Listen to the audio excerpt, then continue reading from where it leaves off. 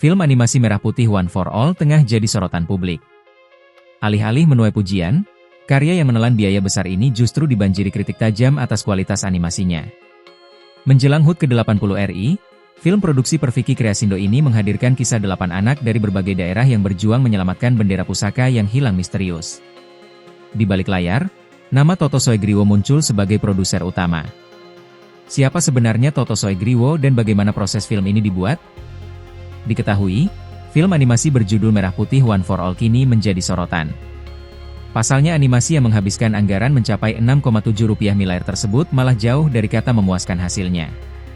Film animasi anak itu muncul menjelang hari ulang tahun HUT ke-80 Republik Indonesia, RI.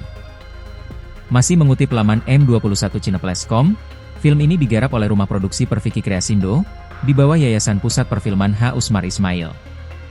Film ini diproduseri oleh Toto Soegriwo, produser utama. Sementara produser eksekutifnya adalah Sony Pujisasono.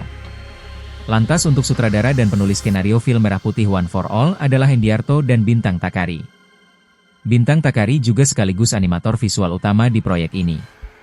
Alih-alih mendapat sanjungan, film ini malah dibanjiri kritik tajam hanya beberapa hari sebelum penayangannya secara serentak di layar lebar pada 14 Agustus 2025.